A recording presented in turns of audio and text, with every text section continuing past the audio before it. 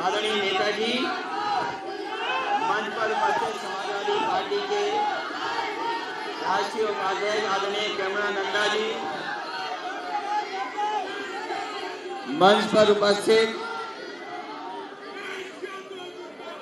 Party के बहुत वरिष्ठ नेता आदरणीय अहमद हसन जी, आदरणीय उदय प्रताप सिंह जी और उपस्थित सभी समाजवादी साथी पत्रकार बंधुओं, मैं सबसे पहले आप सबको, पूरे प्रदेश और देशवासियों को आज 15 अगस्त की बहुत बहुत बधाई और शुभकामनाएं देता हूं। साथ ही साथ आज का दिन उन लोगों को भी याद करने का है जिनके बलिदान से, जिनके प्रयासों से अपना भारत देश और भारत देश को आजादी मिली। और वहीं आज का दिन 15 अगस्त इस बात के लिए भी है, और लोगों ने अपनी जान न्यौछावर कर दी। जिस संकल्प को लेकर के भारत को आजादी मिली, क्या भारत उसी रास्ते पर है कि नहीं है? हमारे देश की सबसे बड़ी पहचान यही है कि हम सभी जाति धर्म के लोग मिलकर के रहते हैं। दुनिया के जितने भी देश हैं, पूरे धरती पे जितने भी देश हैं, इतनी अलग अलग जाति के, इतनी अलग अलग भाषा के, इतनी अलग अलग पहनावा, इतनी अलग अलग परंपराओं के साथ एक साथ इतने लोग कहीं नहीं रहते होंगे जितने भारत में रहते हैं। लेकिन इधर कुछ दिनों से, कुछ सालों से देख रहे हैं कि जो हमारे भारत की गंगा जमुनी तहजीब है, उसको खत्म करने के लिए लगातार प्रयास हो रहे हैं। भारत की जो पहचान है उसको खत्म करने की कोशिश हो रही है। इसलिए आज समाजवादियों को इस बात का संकल्प लेना चाहिए कि हमारा भारत देश एक हो। हमारे भारत में रहने वाले लोग हम आपस में एक दूसरे से प्यार करते हैं, एक दूसरे के सहयोग करने वाले लोग हैं। और वहीं आज ये भी तय करना है कि हमारे देश का भविष्य क्या हो। कुछ लोग पुरानी बातों में उलझा करके समाज को बांटना चाहते हैं। आज हमारे देश के सामने, किसानों के सामने संकट है और हमें पहचानना पड़ेगा उन लोगों को जिन लोगों ने हमारे अन्नदाता के अपमानित करने का काम किया है। जहां एक तरफ अन्नदाता अपमानित हो रहा है, वहीं दूसरी तरफ हमें उलझाने के लिए अन्न महोत्सव मनाया जा रहा है। हमारे देश की अर्थव्यवस्था की रीढ़ है किसान। अगर किसान और खेती बर्बादी हो गई तो हमारा देश खुशहाल नहीं हो सकता है। कोविड के समय पर हम लोगों ने देखा कितने अपने करीब लोगों की जान चली गई, हम लोग बचा नहीं पाए। जहां दवाइयों का अभाव था, डॉक्टरों का अभाव था, बिस्तरों का अभाव था। और जो दुनिया ने हमारी तस्वीरें देखी हैं कि लोग अपने आप सिलेंडर का इंतजाम कर रहे थे। वो ये जानते थे कि अगर सिलेंडर हमें मिल जाएगा तो हमारी जान बच जाएगी। लेकिन जो सरकारें रहीं, वो हमारे गरीबों को अनाज छोड़ दिया, उनको अपने सहारे पे छोड़ दिया। दवाई, बेड और ऑक्सीजन उपलब्ध नहीं करा पाए, जिसकी वजह से बड़े पैमाने पे लोग की जान चली गई। आज दुनिया में हमारा देश इसलिए नौजवान है क्योंकि नौजवान ज्यादा हैं। आबादी, हमारे नौजवानों की संख्या बहुत है। उनके हाथ में अगर नौकरी नहीं होगी, काम नहीं होगा, उनको सही तरह की पढ़ाई नहीं होगी, तो आखिरकार हमारे देश का भविष्य क्या होगा? इस पे भी हमें सोचना होगा।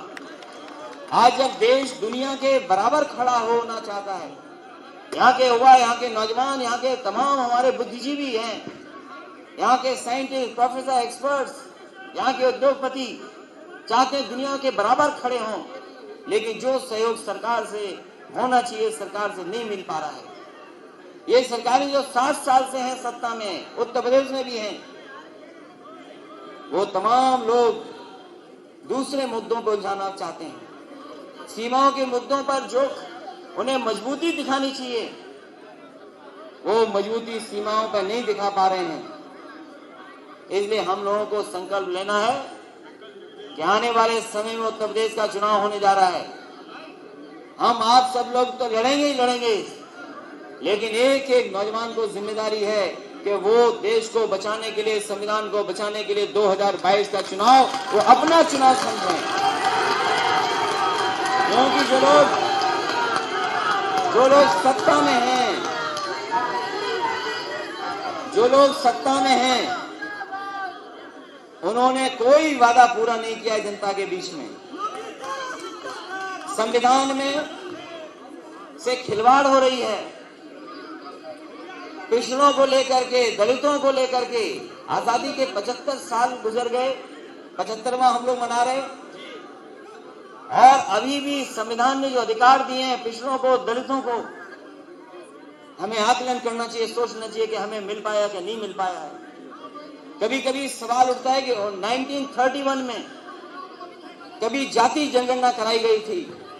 आज पूरा देश चाहता है जाति जनगणना हो, और हम समाजवादी लोग इसलिए चाहते हैं क्योंकि हमने बहुत करीब से देखी हैं चीजें उत्तर प्रदेश में। यही सरकार में बैठे लोग जातियों के बीच में झगड़ा कराते हैं, कहते हैं आपका अधिकार, आपका सम्मान सब कोई और छीन रहा है। कभी इस जाति में ये कहना कि वो छीन रहा है, उस जाति में कहना वो छीन रहा है।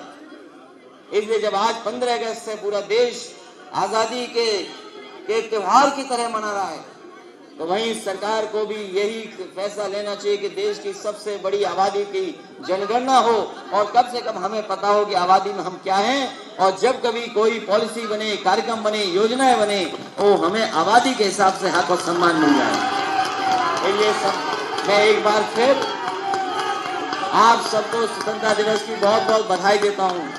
अपने कार्यकर्ताओं को इसलिए बधाई देता हूं कि इतनी गर्मी, इतनी उमस, उन्होंने पसीने की परवाह नहीं की। मैं लखनऊ के कार्यकर्ता और पूरे प्रदेश से आए हुए सभी कार्यकर्ताओं का धन्यवाद देता हूं, और सबसे ज्यादा आभारी है नेताजी का, कि नेताजी आज आकर के 15 अगस्त का भारत का झंडा लहराया उन्होंने यहाँ पे पार्टी कार्यालय में।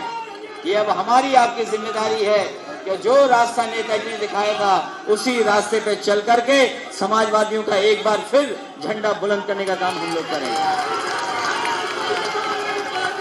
और नेताजी का भी बहुत बहुत धन्यवाद यहाँ आने के लिए, और हमारी पार्टी के कार्यकर्ता नेताओं का सबका मनोबल बढ़ाने के लिए। और अपने कार्यकर्ताओं का धन्यवाद इसलिए, 40 डिग्री से ज्यादा टेम्परेचर है, उमस है, गर्मी है, सबको पसीना है, सब पसीने में हैं। और अभी साइकिल चला करके देखी थी, कोई नौजवान या यहाँ ऐसा नहीं जिसने साइकिल न चलाई हो। इसलिए साइकिल भी आने वाले समय में चले। मैं आदरणीय हेमंत सिंह जी का, आदरणीय किरण नंदा जी का और आदरणीय उदय प्रताप जी का विशेष धन्यवाद देता हूं कि आप सब लोगों ने आकर के आज हम लोगों के बीच में 15 अगस्त की बधाइयां दी, शुभकामनाएं दी। इसके लिए आपका धन्यवाद देते हैं, और एक बार फिर संकल्प लेते हैं कि उत्तर प्रदेश जब तरक्की और खुशहाली के रास्ते पे जाएगा तब देश तरक्की करेगा। और समाजवादियों ने देश को उदाहरण दिए हैं कि सड़क कैसी बननी चाहिए, अस्पताल कैसा होना चाहिए, पुलिस के लिए गाड़ी कैसी होनी चाहिए, नौजवानों के हाथ में लैपटॉप कैसा होना चाहिए। ये उदाहरण अगर कहीं दिए गए हैं तो उत्तर प्रदेश में समाजवादियों ने दे करके दिखाए हैं। एक बार फिर हम आप सबका बहुत बहुत धन्यवाद, और अपने सफेरों का भी धन्यवाद।